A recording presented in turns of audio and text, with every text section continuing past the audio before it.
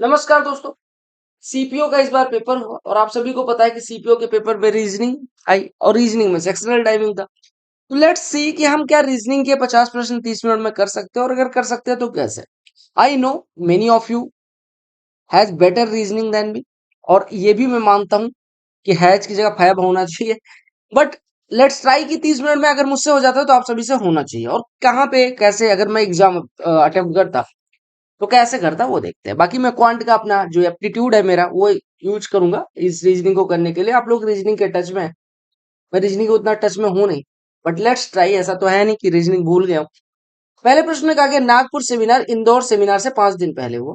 Bhopal seminar Nagpur से, यानी भोपाल हुआ, उसके बाद नागपुर हुआ और नागपुर के बाद इंदौर हुआ। ठीक है। अब कहा गया इंदौर अगर 22 को हुआ तो इससे 2 दिन पहले भोपाल वाला हुआ। सॉरी, इससे 5 दिन पहले नागपुर वाला हुआ। यानी नागपुर वाला कितने का हुआ होगा? 17 तारीख को हुआ होगा। इससे 5 दिन पहले 5 घटा दो। और भोपाल वाला इससे 2 दिन पहले हुआ तो भोपाल वाला कितने? 17 - 2 15 तारीख को हुआ। तो ये भोपाल सेमिनार की तारीख चाहिए। ठीक है। अगला कहा गया श्रीनगर का सेमिनार जो है सोमवार को रखा गया। यहाँ पे लिखते हैं श्रीनगर, ये मंडे को रखा गया। ठीक है।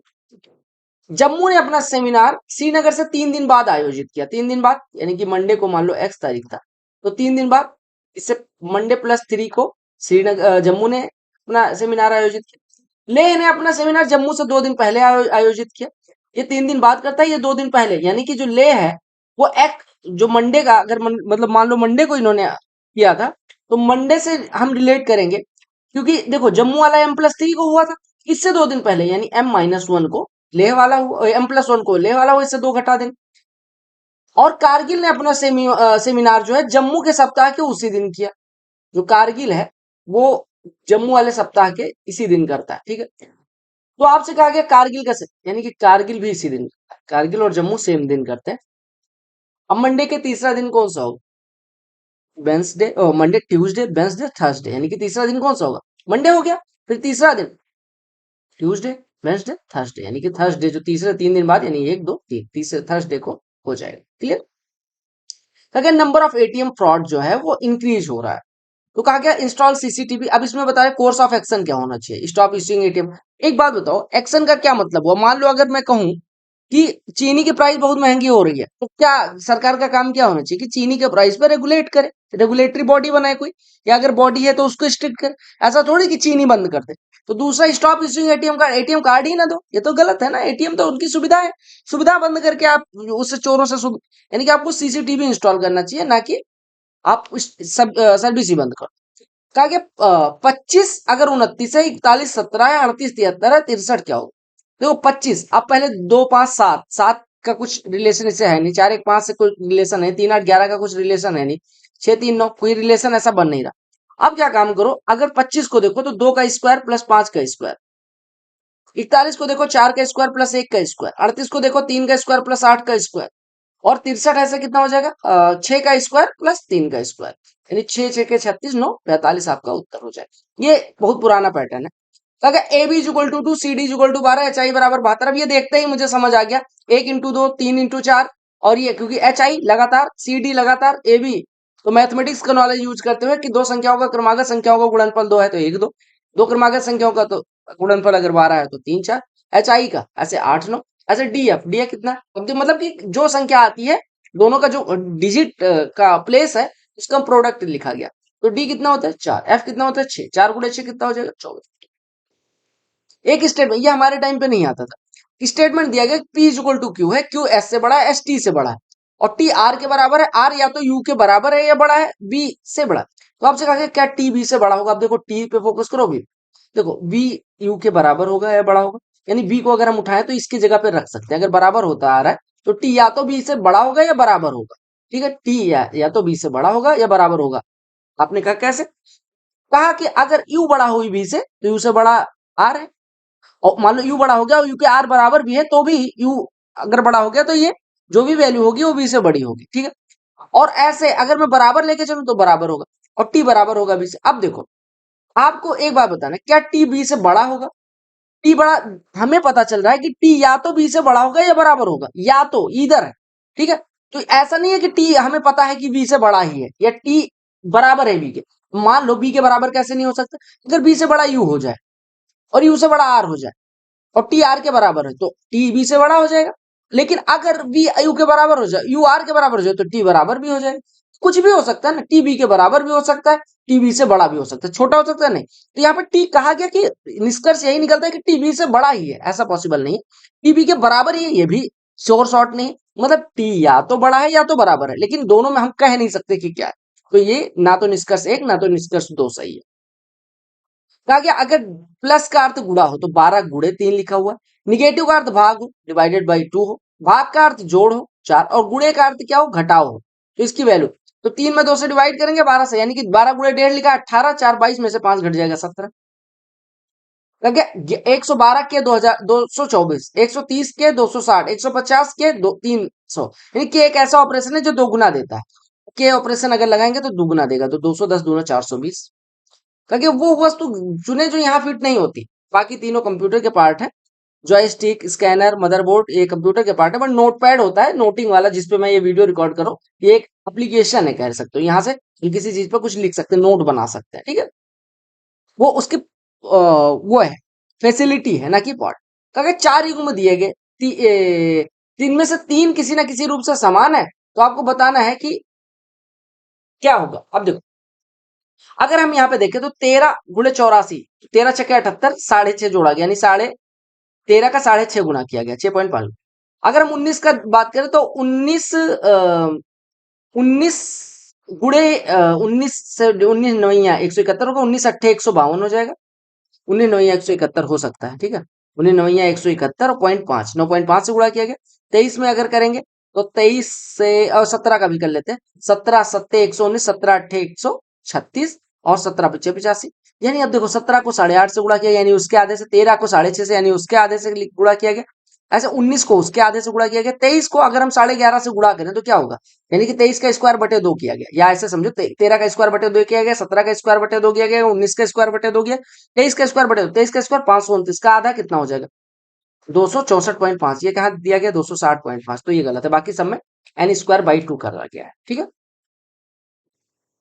Select the number that can replace question mark. Question mark 15, 8 23 नहीं बन रहा है, 20 9 29 नहीं बन रहा है, 25 10 35 नहीं बन रहा है, नहीं बन रहा है, 15 8 23 16 जुड़ रहा है, 20 9 29 18 जुड़ रहा है। देखो 15 8 23 और प्लस 16 यानी 8 का 2 गुना जुड़ा, 20 9 29 और 18 9 का 2 गुना जुड़ा है, 25 10 35 और 10 का 2 गुना 20 जुड़ देंगे, 35 और 20 55 जाएगा। समझ रहे हो, यानी कि x अगर ये है ये y है, हम कह सकते हैं x plus Y plus 2y, यानी कि हमें x प्लस 3y किया गया है। यानी पहला प्लस दूसरे का 3 गुना, पहला प्लस दूसरे का 3 गुना, पहला प्लस दूसरे का 3 गुना करेंगे तो आपका आंसर आ जाएगा। ये क्या मैथ का प्रश्न है, तो आगे ए 12 दिन में बी 16 दिन में दोनों मिलकर 3 दिन कितना काम बाकी है, ए 12 दिन में बी 16 दिन में 48 मान लो, तो ए 4 काम करता है। 12 और 16 का एलसीएम को टोटल वर्क मान लेते हैं, तो टोटल 48 अगर हो गया तो ए एक दिन में 4 यूनिट, बी 16 दिन में 48 एक दिन में 3 यूनिट, दोनों मिलकर 7 यूनिट एक दिन में करेंगे, 3 दिन में 21 यूनिट, यानी 21 यूनिट हो चुका। 48 में से बचा कितना 27, कितने में 47, तो कितना हिस्सा बचा 9/16। ए 20 दिन में उसने 8 दिन काम किया, बी अकेले 12 दिन में शेष काम को 12 दिन में पूरा कर सकता है, बी अकेले पूरे काम को कितने दिन, देखो ए ने 20 दिन में काम करना था, उसने 8 दिन काम कर दिया, यानी ए के 12 दिन का काम बचा हुआ है। समझो बात को, 8 दिन में अगर उसने काम कर दिया यानी 8/20 हिस्सा काम कर दिया उसने, राइट। यानी कितना कर दिया 2/5 हिस्सा कर दिया। अब बचा कितना 3/5, तो बी जो है वो 3/5 हिस्से को 12 दिन में करता है, तो हम कह सकते हैं 1/5 हिस्से को कितने दिन में करें 4 दिन, तो पूरे हिस्से को कितने दिन में करें, ठीक। अब ऐसे समझो, या फिर दूसरा तरीका देखो, ए के 20 दिन का काम था उसने 8 दिन कर दिया, यानी ए के 12 दिन का काम था और उससे बी ने भी 12 दिन में करा, तो जितनी इफिशियंसी ए की हुई उतनी बी की, तो ए 20 दिन में तो बी भी 20 दिन में।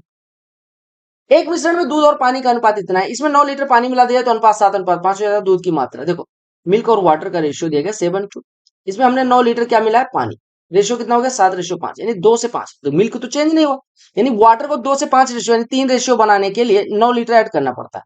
तो दूध की मूल मात्रा यानी कि 7 रेशियो की मात्रा, अगर 3 रेशियो बराबर 9 1 रेशियो बराबर 3 तो 7 रेशियो बराबर। कहा कि there are 11 members in a family, Anisha and Anisha sister and brother, नाम से ही पता चल। अनीसा और अनीस यहां लिख दो। अब हमेशा कोशिश करा करो कि आप खुद से रिलेट करो या फिर इसको ऐसे बनाओ, ऊपर वाले पद को ऊपर की तरफ, नीचे वाले पद को नीचे, मतलब ऊपर वाली जनरेशन को ऊपर की तरफ, नीचे वाली जनरेशन को नीचे। अब जिनके पिता के बहन के पिता, पिता की बहन के पिता, पिता की बहन के पिता, पिता की बहन आपकी बुआ के पिता आपके बाबा हो गए, यानी इनके बाबा, यहाँ पे इनके पिता आएंगे, उनके बाबा, ये आशीष है। जो अनामिका के पति है, अनामिका इनकी दादी हो गई। अगर दादा की पत्नी की बात करें तो ये दादी हो जाएगी। अजय और आकाश आरजू के भाई हैं और अंजू आकाश की पत्नी है जिसका बेटा अनीस है। देखो यहाँ पे अंजू आकाश की पत्नी है जिनका बेटा अनीस है, यानी कि हम कह सकते हैं कि ये जो पति पत्नी है, ये देखो अंजू आकाश की पत्नी है जिसका बेटा अनीस है, यानी आकाश और अंजू ये इनके पेरेंट्स हो गए, इनके अनीसा और अनीस के, ठीक है। और आकाश आरजू का भाई है, अजय और आकाश आरजू के भाई हैं। अजय और आकाश आरजू के भाई हैं। अजय और आकाश ये किसके भाई हैं? आरजू के, यानी कि ये जो है आकाश की एक तो भाई हो गया, एक बहन हो गई, ठीक है। अमन अनीसा की दादी का भाई है, अमन जो है वो अनीसा की दादी का भाई है। अनीसा यहाँ पे है, इनकी दादी अनामिका हुई, इनका भाई अमन है, ये अमन हो गए। आयशा अंजलि की माँ है, आयशा जो है वो अंजलि की माँ है। अंजलि कौन है भैया? जिसके पिता अमन है, जिसके पिता अमन है, यानी अमन किसी के पिता है। अमन किसके पिता है? आयशा अंजलि की माँ है और जिसके पिता अमन है। आयशा अंजलि की माँ है, यानी कि और जिसके पिता, कहाँ लिखा है? Ayesha is mother of Anjali whose father is Aman, यानी कि अमन आयशा के फादर है और ये अंजलि की माता है, ठीक है। अब देखो अब क्या, अंजू आशीष से किस प्रकार संबंधित? अंजू कहाँ है? अंजू कहाँ है? अंजू आशीष से किस प्रकार संबंधित? आशीष कहाँ है? हमें इस रिलेशन से कोई वैल्यू नहीं थी, इस रिलेशन का कोई मतलब नहीं था। अंजू क्या हो जाएगी? आशीष इनके दादा दादी थे, अंजू मम्मी पापा, तो मम्मी पापा आपके आपके दादा दादी के क्या हुए? बेटा बहू। पूछा गया मम्मी के बारे में तो बहू हो जाएंगे, वो बेटा तो हो नहीं सकता। अब देखो कहा क्या गया, देख रहे हो रीजनिंग टाइम बात करने का नतीजा। P at rate at Q का मतलब है क्यू पी का मतलब। अच्छा अब देखो ए हैश बी का मतलब क्या हुआ? अगर P हैश Q है तो इसका मतलब होता है Q P की बहन है, तो ऐसे हो जाएगा B पीछे वाला B A की बहन हो गई, तो B हो गई सिस्टर, ठीक है। हमने लिख लिया, एक ही जनरेशन के मतलब एक ही पीढ़ी के हैं तो हमने बगल बगल लिख लिया। B डॉलर C का मतलब क्या हुआ? डॉलर C का मतलब क्या होता है? डॉलर का कहीं कोई वही नहीं दिया गया, डॉलर का तो कहीं कुछ वही नहीं दिया गया क्योंकि डॉलर का तो कुछ लिखा नहीं, ठीक है कोई बात नहीं। अच्छा डॉलर दिया तो क्या? P डॉलर Q का मतलब है Q P का पति है, तो B डॉलर C का मतलब C जो है वो B का पति है। सी जो है ये हस्बैंड है, किसका? बी का, ठीक है। अच्छा डी है सी, फिर से हो गया डी है सी, यानी कि डी है सी अगर पी हैश क्यू है, यानी क्यू पी की बहन है, तो डी हैश ई का मतलब ई जो है वो डी की बहन है, ई जो है वो डी की बहन है, ई जो है वो डी की बहन। अच्छा और सी एंड डी भी दिया गया, सी एंड डी का मतलब हुआ कि डी सी का पुत्र है, डी जो है वो सी का पुत्र है, डी जो है वो सन है सी का। अगर सी का सन है तो बी का भी सन होगा क्योंकि बी और सी हस्बैंड वाइफ हस्बैंड है। अच्छा डी सन हो गया, और डी और ई में क्या दिया गया कि जो ई है वो डी की बहन, ई जो है वो डी की बहन, ठीक है। अब ऐसे आपका क्या बी ई से किस प्रकार संबंधित है? बी क्या है? बी मम्मी है किसकी? डी की, क्योंकि इन्हीं का बेटा, सी का बेटा अगर है तो सी की वाइफ का भी बेटा होगा, तो डी हो गया इसकी मम्मी, बी हो गई डी की मम्मी, और बी अगर डी की मम्मी हो गई तो ई चूंकि डी की बहन है, ई की भी मम्मी भी होंगी, तो ई की पूछा कौन गया? बी किस प्रकार संबंधित, तो बी क्या लगी? मम्मी, ई क्या लगी? बेटी। अच्छा कहा गया ऑल ए आर बी, यानी कि ऑल ए जो ए है वो बी, यानी ए जो है वो बी के अंदर आते हैं, यही तो मतलब हुआ। ए जो है ए ये वाला हो गया तो बी ये हो गया। No B is C, B कोई सी नहीं है तो सी अलग अलग अपना ग्रुप लेके घूम रहा है, सी ये हो गया। All C are D, all C are D, यानी हम ये कह सकते हैं कि ये सी हो गया ये वाला, और ये बड़ा वाला डी। तो आप कहा गया कोई भी ए सी नहीं है, कोई भी ए सी नहीं है, बिल्कुल सही है। कुछ डी बी नहीं है, कुछ डी बी नहीं, कुछ डी बी नहीं, हम कह सकते हैं कुछ डी बी क्या? कोई डी बी, हम देखो हमें कहा गया था कि कोई भी no B is C, B कोई सी नहीं है, ठीक है कोई बात नहीं। अगर कोई बी सी नहीं है तो ऐसा जरूरी थोड़ी है, सी तो इतना इतना ही हुआ, बी डी तो हो सकता है ना, पॉसिबिलिटी है। तो बी ये वाला घेरा सी में नहीं आता, ठीक है। लेकिन डी के बारे में ऐसा नहीं कहा गया कि कोई डी भी नहीं है, तो हम कहें कुछ डी भी नहीं है। हम ऐसा कैसे हो सकता है, कुछ डी भी हो भी, कुछ डी भी ना हो। देखो ये ऐसा भी तो फिगर बन सकता है, एक ये बना ए, ये मान लो ये ए है, ये बी है बड़ा। अब कहा गया कि कोई सी, ये सी मान लो अलग बन गया, और डी ऐसा भी तो हो सकता है, डी ऐसा भी तो हो सकता है, ये सी हो जाता। तो अब ये वाला स्टेटमेंट गलत हो जाएगा, ठीक है। तो नो ए सी बिल्कुल सही है, नो ए सी बिल्कुल सही है, लेकिन कुछ डी भी नहीं है, ये गलत हो जाएगा। तो केवल एक अनुसरण करता है।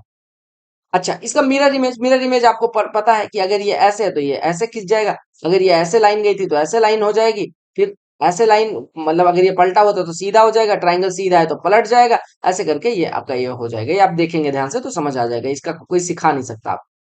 अच्छा, ये वाला क्या है, चार किसी ना किसी रूप से समान है, एक भिन्न है, तो आपको बताना है कि कैसे भिन्न होगा।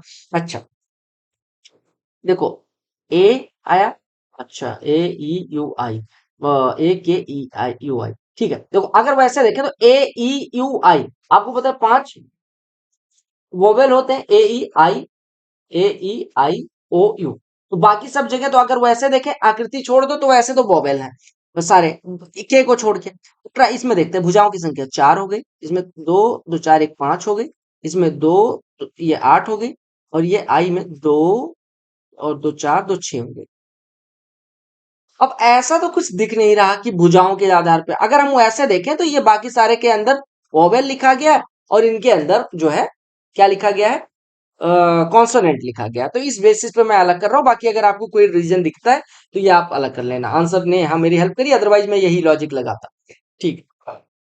अच्छा, अब पहले मैं वो बना लेता हूँ। अगर मान लो ये नॉर्थ है, ये साउथ है, तो ये ईस्ट होता है, ये वेस्ट होता है, ये ऐसे पता है। नॉर्थ की तरफ मुंह करके खड़े हो तो दाएं हाथ पे आपके ईस्ट आता है, बाएं हाथ पे वेस्ट, और अपोजिट साउथ। एक व्यक्ति अपने घर पहुंचने के लिए मैदान से पश्चिम दिशा में चलना शुरू करता है। 13 किलोमीटर चलने के बाद, 13 किलोमीटर पश्चिम, अच्छा सॉरी, पश्चिम दिशा में चलना है, तो ये 13 किलोमीटर इधर की तरफ आया, मान लो 13 किलोमीटर यहाँ से आया, ठीक है। वाई पे पहुंच गया, ठीक है, वाई पे पहुंच गया। फिर वाई से दाएं मुड़ता है, अब वो उसका मुंह वाई की तरफ है, तो दाया इस साइड में आ जाएगा।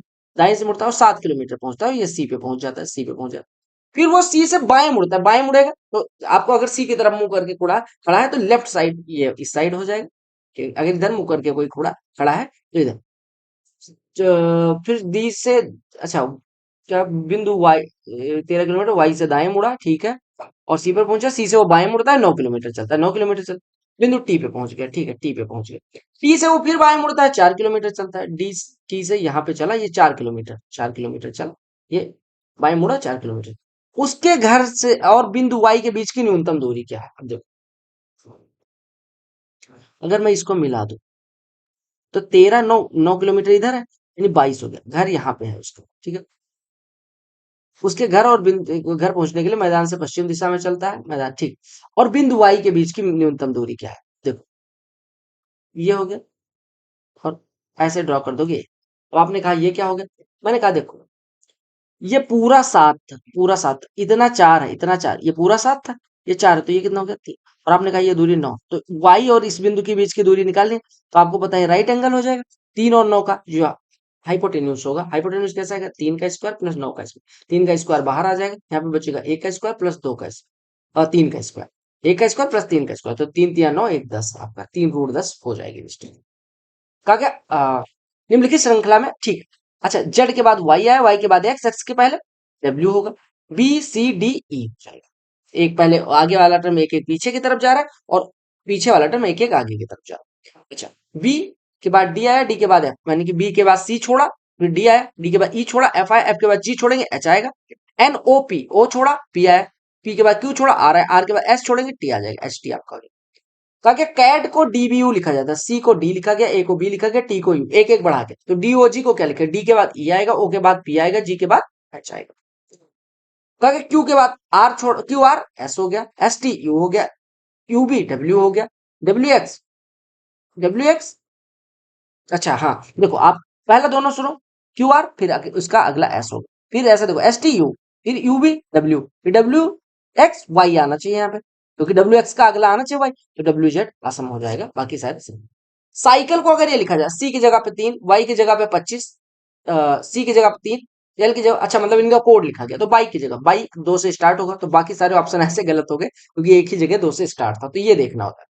कैट को उसके अक्षर के पदों के योग के रूप में लिखा जाता है। कोड क्या होगा?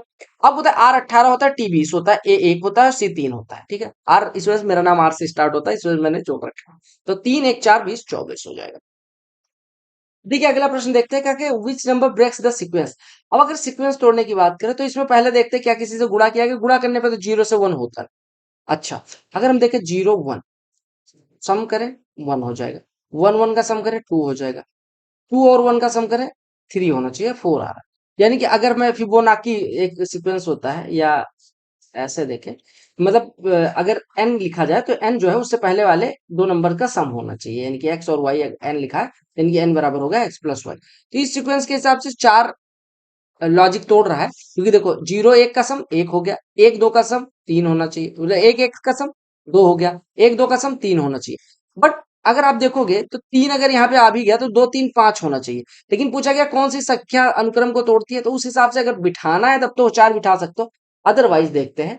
अदरवाइज एक और लॉजिक लगाते हैं। ठीक है, दूसरा लॉजिक क्या कहता है? दूसरा लॉजिक ये कहता है मेरे भाई कि अगर देखो 0 1 1 हुआ, 1 1 2 हुआ, 2 1 1 4 हुआ, 4 2 6 1 7 1 8 हुआ। यानी कि इससे पीछे वाले सारे संख्याओं का सम अगर लिखे तो यहाँ पे 8 है। अगर मैं यहाँ 13 की बात करें, 8 4 12, और ये बहुत ज्यादा हो रहा है तो 13 इस हिसाब से होना चाहिए। तो 13 या 4 में से क्या होगा? अगर कोई लॉजिक और है तो आप 4 का बताना, अदरवाइज 13 मेरे हिसाब से भी हो सकता है, 4 भी हो सकता है। एक महिला को देखकर एक आदमी ने कहा, वो मेरे पिता के इकलौते पुत्र की माँ की पुत्री है। देखो, वो मेरे पिता, मान लो आप अपने पिता की बात कर रहे हो, के इकलौते पुत्र, अगर आपके पिता का इकलौता पुत्र है यानी कि आप हो, की माँ, आपकी माँ मतलब आपकी मम्मी की पुत्री मतलब कि आपकी बहन हो गई। ठीक है, लायन फॉरेस्ट तो फिश, आपको पता है शेर जो है वो जंगल में रहता है, तो मछली किस में रहेगी? कुएं में ना, पानी। ठीक है, किटन का हॉर्स कप, इसमें पूछा गया कि क्या ऑड है। तो किटन हो गया बिल्ली का बच्चा, काफ हो गया बछड़ा, इसका अपना गाय का बच्चा हो गया। ठीक है, और अगर मैं बात करूं कब, तो वो लायन वायन का होता है। हॉर्स ये पूरा बड़ा मेल, बड़ा सा हो गया। ये सब बाकी सब बच्चे हैं, ये अलग। अच्छा, कहा कि वो बताओ जो सबसे भिन्न है। देखो आपको पता है प्लस, मल्टीप्लीकेशन, डिवीजन, सब्ट्रैक्शन, ये सब जो चीजें होती है ऑपरेशन होता है। ऑपरेशन बोले तो जिससे कुछ लगाने से दो बीच संख्याओं के बीच में उनका अंतर या कुछ चीज चेंज होती है, उनके बीच का रिजल्ट चेंज होता है। बट ये लगाने से कोई चेंज नहीं होता, तो ये ऑड। देखो उस संख्या का जो अन्य सभी विकल्पों से सही। देखो ये सब दो चीजों को कंपेयर करती हैं कि बड़ा है, बराबर नहीं है, छोटा है, बराबर है। लेकिन जो परसेंटेज है वो किसी चीज का हिस्सा पूछता है कि कितना हिस्सा है। ठीक है, तो ये अलग हो गया। ठीक है, मेपल एवेन्यू पे 5 घरों पे 14 से 22 सम संख्या अंकित है। के 14 पे रहता है, के ने 14 ले लिया। एल जो है 20 रहता है, एन जो है एल से ठीक नीचे रहता है, ओ सबसे ऊपर है, ओ सबसे ऊपर रहेगा तो ओ का 22 हो जाएगा। एन जो है वो एल से ठीक नीचे, यानी कि एन जो होगा वो एल से जस्ट नीचे 18 पे रहेगा। तो कहा गया 18 पे कौन रहता है? एन हो गया, है ना। 1 से 5 तलों में पी सबसे ऊपर नहीं रहता, क्यू पी के ऊपर रहता है। क्यू जो है वो पी से ऊपर रहता है। ठीक है, इस फ्लोर में रहता है, 5 फ्लोर की बात करी गई। ठीक है, मैं बना देता हूँ। 1 floor, 2 floor, 3 floor, 4 floor, 5 floor. अभी हम फ्लोर पे नहीं लिख रहे हैं, अभी हम लिख रहे हैं कौन किससे ऊपर रहता है, इसकी बात है। अच्छा, पी सबसे ऊपर नहीं रखता, यानी पी की जगह यहां नहीं हो सकती। ठीक है, पी सबसे ऊपर नहीं रहता। ठीक, आर क्यू के ऊपर लेकिन टी के नीचे रहता है। आर जो है वो क्यू के तो ऊपर रहता है लेकिन टी के नीचे रहता है, यानी आर यहां कहीं पे रहता है, टी से नीचे रहता है। एस टी के ठीक नीचे रहता है, एस टी के ठीक नीचे, यानी टी के जस्ट नीचे ऐसा रहेगा, उसके नीचे आर रहेगा, आर क्यू के ऊपर रहेगा, और पी। तो कहा गया तीसरे तल पे कौन रहता है? तीसरे तल पे 1 2 3, तीसरे तल पे आर रहेगा।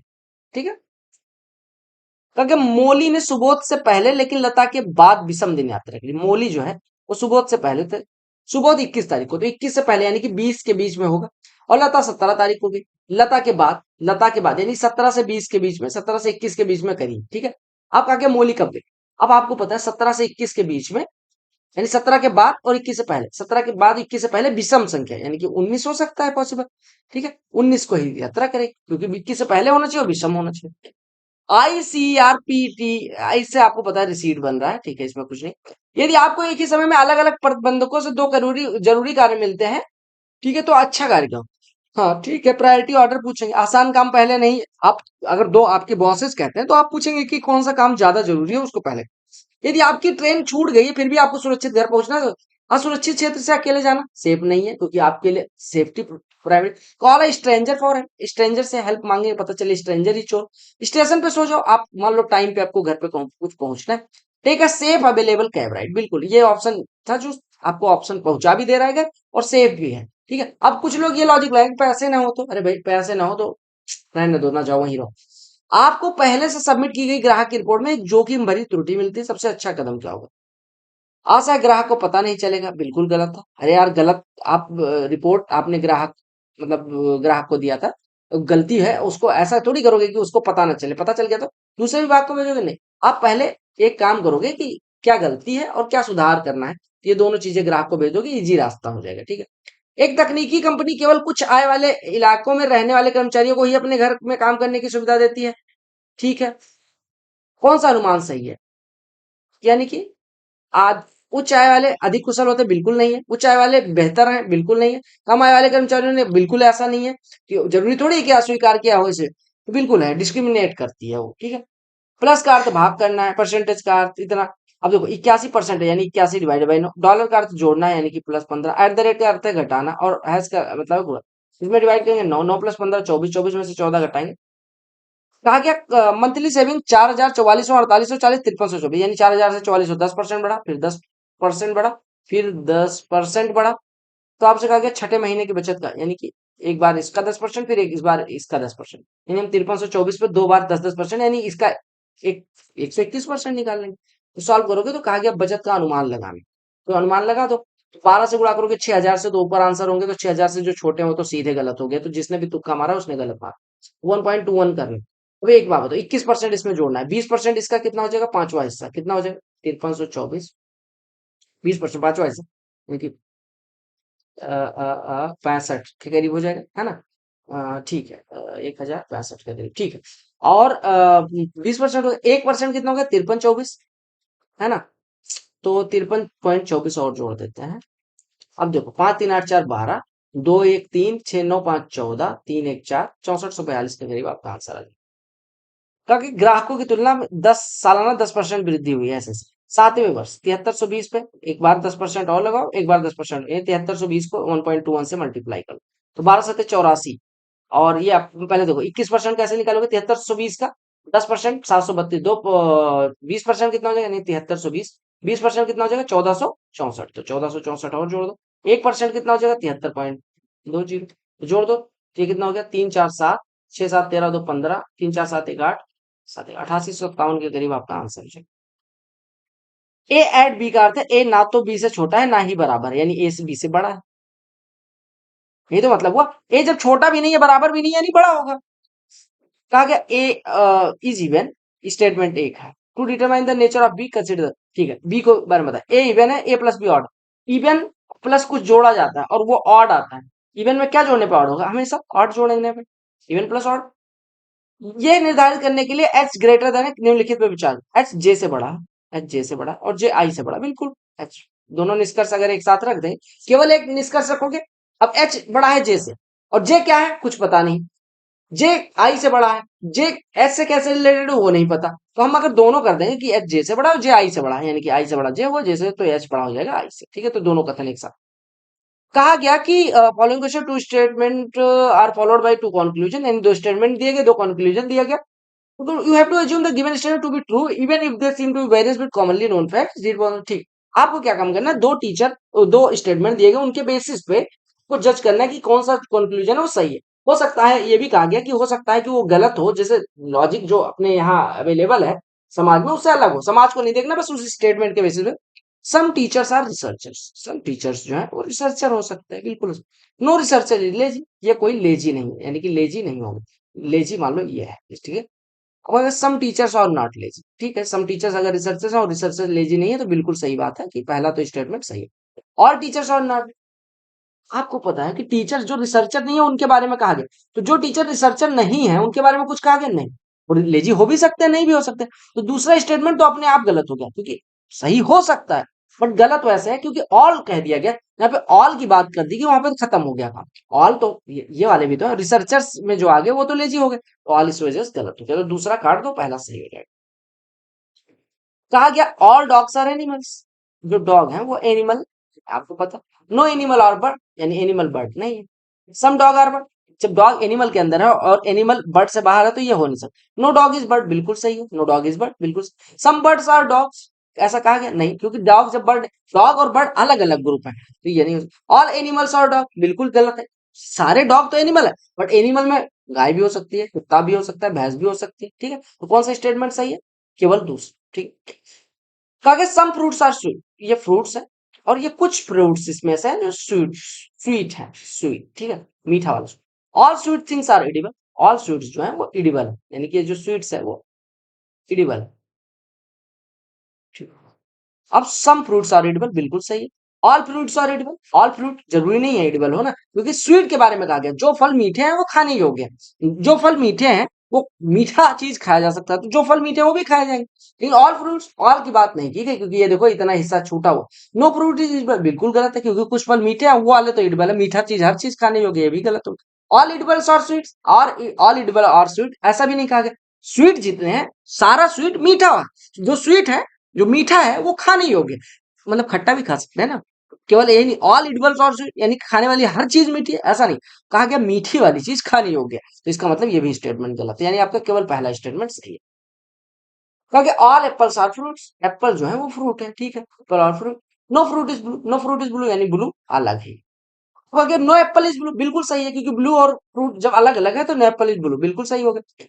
All blue things are fruit बिल्कुल गलत है, क्योंकि ब्लू और फ्रूट फ्रूट में कोई रिलेशन नहीं है, क्योंकि नो फ्रूट इज ब्लू, कोई भी फ्रूट जो है वो ब्लू नहीं है। तो आपसे कहा गया कि ये कहा गया all blue things are fruits, बिल्कुल गलत हो गया, क्योंकि ब्लू और फ्रूट का कोई रिलेशन ही नहीं है, दूसरा गलत हो। तो ये थे 25 प्रश्न, मेरे हिसाब से आपको समझ में आए होंगे। अगर समझ में आ गया तो वीडियो को लाइक, चैनल को सब्सक्राइब कर लेना। See you in the next video. और बाकी सीजल 2025 के सोल्यूशन के लिए आपको एक चीज दिखेगा, क्या दिखेगा? उसके लिए आप मेंबरशिप ले लेना, आपको सारे 46 शिफ्ट का सोल्यूशन मिल जाएगा। अगर आप पूछे कि सीपीओ का सोल्यूशन, मैथ का, 8 शिफ्ट का, सबका करवा दिया जाएगा। उसके लिए मेंबरशिप ले लें, मेंबरशिप ओनली पे आपको मिल जाएगा, बाकी फ्री में भी थोड़े टाइम बाद मिलता रहता है। 18 सेट तो फ्री में भी मिल गया, लिंक डिस्क्रिप्शन में, do check it out. Bye bye, see you in the next video, तब तक के लिए bye bye, take care, love you all.